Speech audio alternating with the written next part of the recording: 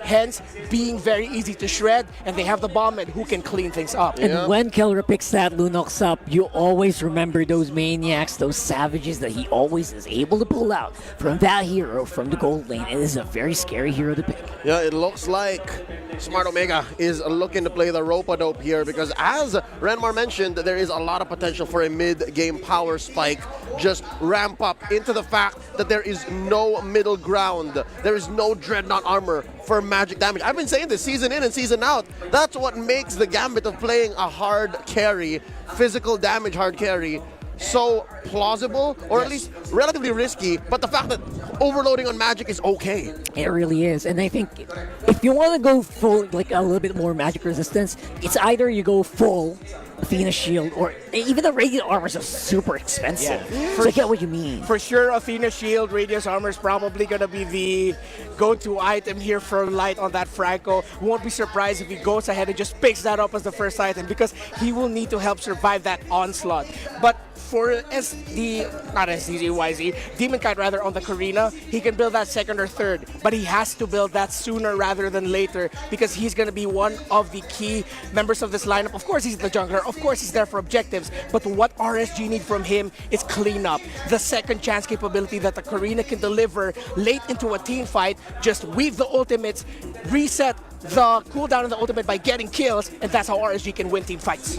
And here we go into the Land of Dawn for the first game in this best of 7. A step away into crowning a new champion. This is RSG Philippines versus Smart Omega. No vertical jungling, no invades happening just yet. Look at the Mamba. He's putting up a perimeter, but wait, the bottom, Kelra gets hooked in, forcing the Filipino Savage to use his flicker. Oh wow, we're off to the races. Right off the bat. And that's something you don't really expect. You don't expect Franco to be right there on the bottom. So normally you'd be like on autopilot mode and just go for the farm right away. I love that RSG capitalize on that knowledge, or that common sense knowledge, and use it to their advantage to get a flicker cooldown right off the bat. Yeah, it may be a small thing, but could eventually have a big consequence. Another hook by Light, and that is another battle spell forced out. Purify on Etamax is gone. That's 2 for 2 for Light when it comes to very crucial pickoffs. 40 seconds until the turtle here, and we see that our junglers are already making the rounds. I'm assuming at least one more rotation between Demon Kite and Ryzen. And here's what's interesting, all right? Another thing we forgot to mention, yes, there is that side lane, mid lane mirroring, as well as these roamers, but talking about Ryzen and Demon Kite, they're two very different kinds of junglers. Look at this, Chakmu very low, stretching up, already knocks up Light, but he bites the dust. The Demon Kite drawing first blood, but they trade out, tank for tank. They are falling, heads are rolling. Here comes Nats, picking the fight. Oh, the Dyrop is not just ready just yet. The show ain't stopping. And isn't that the weakness that you get with the Dyrop? After that, the Wisp Strike, you're just not ready to re-engage.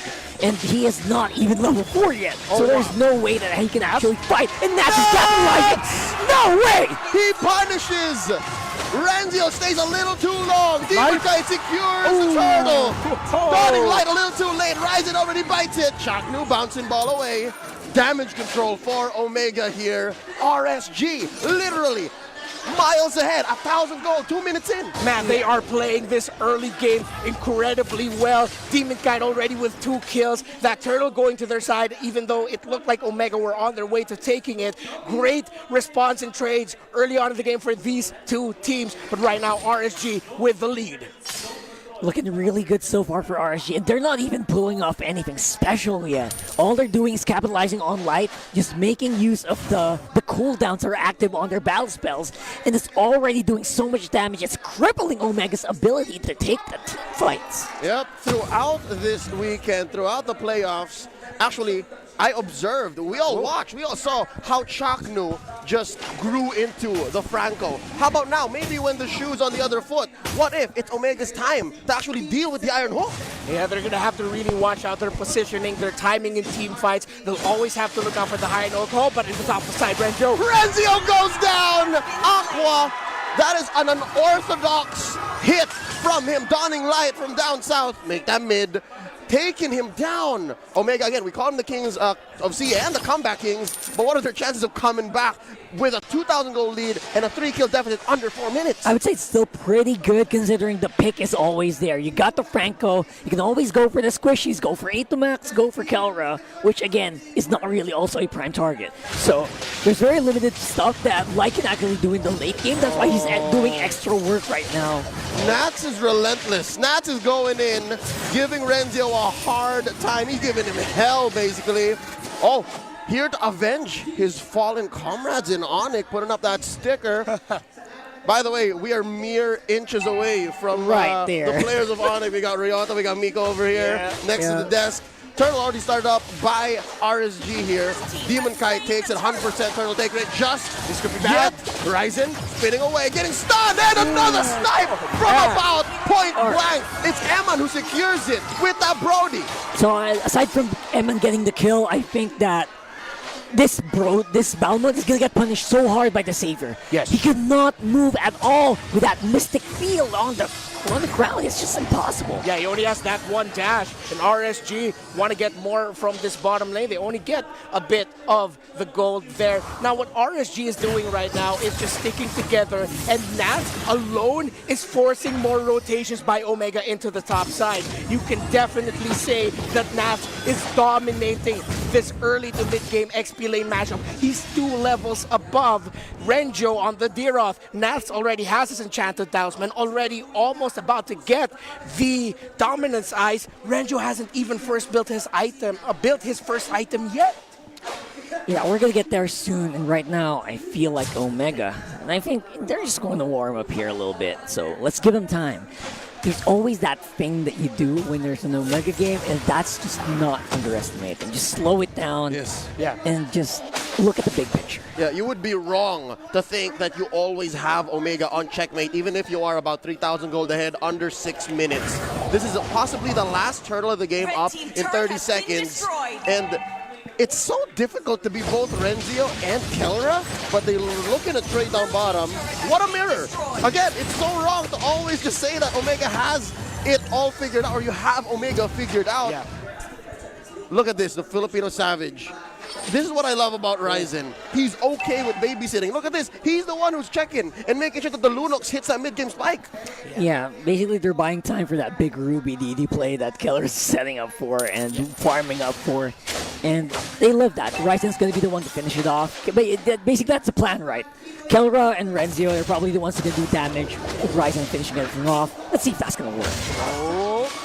And a jump in by the Mamba. Kelra raining down. Heavenly fire on him. And Light bites the dust. He's already been darkened down.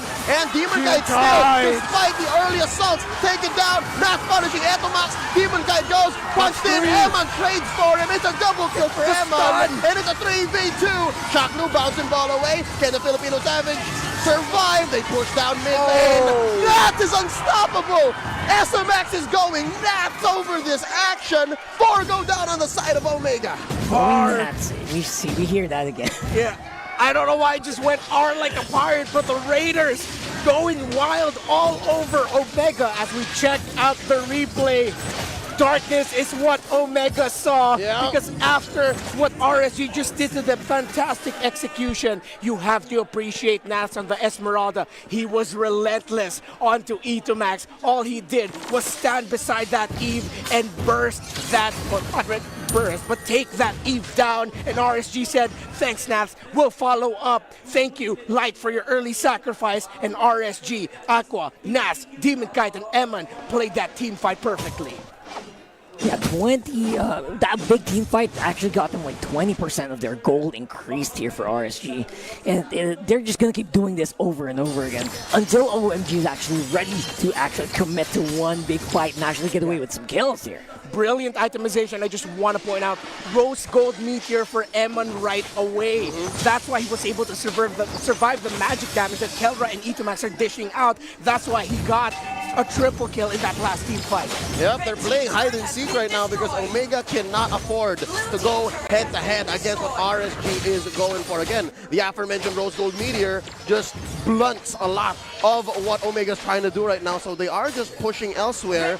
Gotta appreciate the mirrored ube from both teams. 3-man coalition from Omega, and then 2 down bottom. As for RSG, it's the same 4-in-1. It's the same 4-in-1. Nats is so self-sustaining. Yeah, and at this point in the game, this Esmeralda is going to be the main problem for Omega because they will not have enough damage to deal with Nats. If they'll want to take down Nats, they're going to have to commit almost everything onto that Esme, which leaves what will they have left for the other members of RSG? So RSG are not rushing this Lord. They're still respecting the capability of Omega to come back here. They do have a Kufra, Eve, and a Lunox. Altogether, if you weave that, can set things up for Renjo and Ryzen to finish things off. Omega are getting closer to the Lord pit. RSG want this Lord.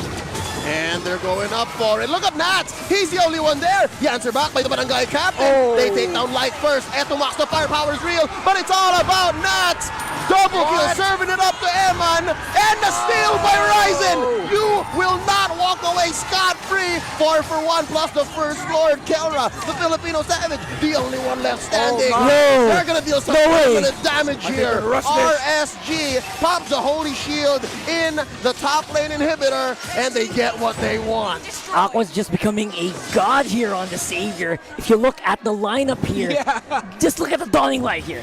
Yeah, it's beautiful. This was a great initiation by 2. Look at Nap starting things off. Line it up. But Aqua said, hey, thanks for that. Line up 4-man ultimate. Dawning light, make it 5. He hit all 5. Emma got the marks off. Emma got the ultimate off. RSG got the kills, got the Lord, and have a massive lead 10 minutes into this game. And that is all they needed. And right now, Omega, though, they are roaring. They are angry. They want more. They want blood. Perfect that they have their 6-man, the Lord, jump in. What? Chakra with the flicker rampage! The revenge gets down M on the shutdown, but they do trade off. Aqua goes down. Ryzen gets him. Nats taking down the Filipino Savage. Here comes Nats. He's still going. Light protecting his behind. And still, Omega push the assault. They're still going. They're going to take a tier 2 of their own down bottom. They got the Lord. They are now on the offensive.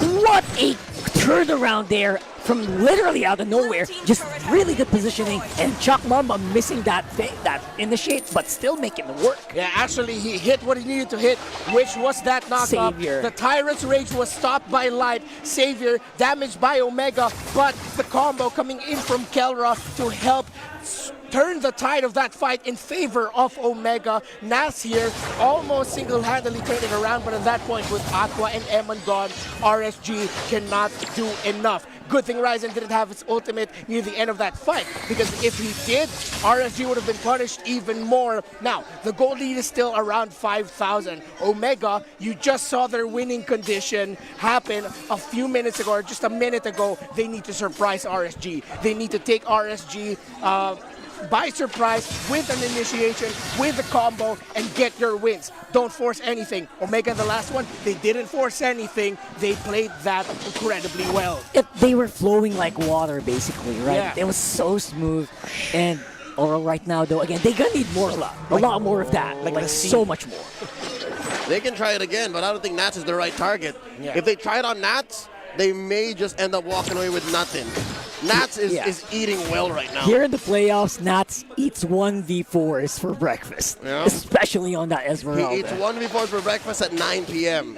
That's how ridiculous. That's how hardcore he is. That's how ridiculous the young Nathaniel Estrologo is playing right now. That's an esports body clock meal right there. You have breakfast at 9 p.m. It's the other way around. It's like right after practice. Yeah, we're night owls here. And speaking of eating really well in this matchup, Kelra actually, with his items, already having the Genius Wand, it's actually something RSG have to respect. Yes, this is still a big gold lead, but Omega have the tools to surprise RSG again and take them down. And look, he just picked up the Divine Glaive. That's going to be a lot of armor, magic penetration onto Nas, onto Light, onto Demon Kite. Omega have the right tools to turn this around. Oh, they're turning this jungle into the barangay. Look at this. Light catches one, but it's a wrong one. Kelra blasts him. Eman in trouble. Ryzen jumps in with a lethal counter, but it's not going to lead to anything. Aqua blasts the young jungler from Omega, and it's a 1-for-1 so far. Light for Ryzen. I'll take that any day as RSG. Aqua gets a double. Etumax, the captain falls. kills, and that's a 3-man coalition that cannot afford a contest from RSG. They're going for the Luminous Sword. Yo, Aqua's going and fighting for MVP here. He is doing everything so well. He's timing the skills so perfectly. When Omega's just looking like they're backing. No, not really. You're not backing. You're not going anywhere. Man, I wish I was a good lyricist. It was our very own, it was OSX, right? That line in the battle rap. Shotgun ni Eman or Eman shotgun, but what we are seeing right now is Aqua's magic beam. I'll come up with a better terminology. Laser. Laser magic laser beam. Yeah. Let's go with that. Yeah, that's Speaking of Aqua, that's why the magic is there. Also has the Divine Glaive. Lightning Truncheon. The Lightning Truncheon is making it even more punishing because every time Omega gets hit by the ultimate from the Savior, they're also close together. So the Lightning Truncheon is resonating that damage. Yeah, he's gonna lock in that glowing wand soon as well. So watch out for damage from that Savior. Yep, nobody will survive. They're taking no prisoners, especially with the way that they're pushing these waves. The pressure is real for Omega. I'm looking and I'm thinking, what about late game scaling? I think Omega is in trouble. They have to play off of the fact that Chaknu is capable of miracle plays. I think that's their one win condition. Yeah, absolute masterclass out of nowhere, out of blue ultimates here from Chaknu is what exactly we are looking for.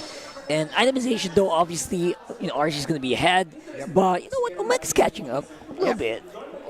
Catching up, and Kelra, though, he's very happy. Again, you'll see here the idea of Omega always is make sure Kelra gets his farm. He is already fully built. Necklace of Durance, actually, as his last item pickup. You'll get a lot of cooldown reduction from that, but more importantly, you're reducing the healing that Demon Kite and Nas are getting. Nas, of course, the Esmeralda, naturally great with healing. Demon Kite with the Guardian's Helmet, getting a bit of healing of that will make sure that Omega have the tools to reduce the healing that RSG has. Yo, but we're getting to a point where the itemization, that goal lead, is starting to not really matter here. And that's where Omega starts that comeback power. They get that mojo at around this time here. And that's something that RSG always has to keep in mind. I mean, they look like they're ahead. When you look at the scoreboard, you tab on that. Yeah. They look like they're very far ahead, but not really. If you look at the big picture, though. It's closer than we think. It has to be all in the hands of the Mamba. There's no other way that this can happen. Yeah. If Chaknu falls, the rest of Omega have to capitalize. But as it is, he still has to find that angle. The young Joshua Mangilog, there's so much on his shoulders. And here you can see, he's not even the first to go. If anything, it's Ryzen who's checking bushes for him. That's true. Yeah. And again, he's always just, I guess, at this point, you'll think the Balmon's a little bit more tankier than the Kufra. And the Kufras, you just need that for the team fight. So we're losing Ryzen may be okay, but the Kufra, absolutely, you're right, not so much. And I think also at the same time, they're willing to use Ryzen as, this is going to sound horrible, but What? as bait, as the scapegoat. Oh, exactly. That's exactly And it. that's not a bad thing, because if RSG use too much of their abilities to try and take down the Bombers, even if they do, yes, Omega won't have the hero or the player that they have that can retro objectives away, but Omega will still be able to counter with the lineup that they have. Great positioning here by Demon Kite and Light, by the way, as Omega want to contest this Lord that RSG have already taken control of. That's exactly how the young Dean Sumagi plays. All the dirty jobs, all the things that Omega needs to be done, whether it be stealing a Lord and dying along the way, or again, checking bushes on behalf of Chaknu to set up those miracle initiations. That's exactly how Ryzen plays. He does what needs to be done for the Barangay. And here, they're kiting the Lord. Mind Let's pull it games, over. man. Let's pull it over to this side. Let's pull it over here. Right. Make Demon Guy think about it, because look, they're never showing where Chaknu is. The Mamba is just everywhere at this point, every bush. What a long dance we have here. Like, they're not showing up and they're not giving out. I love this. I love Lord this. at a fifth, Lord at a fifth. Mind you, Omega knows where Light is, but they don't know where Chaknu is. So check the angle here. Snats jumping in. immortality. Ventilation and the sniping. Ryzen very low. He gets the hell out of there. Very low as well. The answer back. Oh my God. The Filipino Savage takes out the pull in. They trade up for Kelra. Aqua takes him down. Renzo goes down as well. And Etumax, it's a 3-for-1 so far. It's looking like it's all falling apart. Another one. Popping the mortality on the Mamba. And he's going to go down just as quickly. Aqua is merciless. It's just Ryzen left. This is about over. That's basically it. Look at the minion waves. It's all they're waiting for. Oh, they have the waves though. Ryzen's being able to buy time here for Omega. Can he actually do the Slayer? There's not enough. Is he? It's gonna be a while until the next member of Omega comes in, and he's gonna get punished underneath his own tier 3 in mid. And Aqua just keeps on going, son. This is gonna be game 1, going over to RSG Philippines. 22-8. Very, very dominant.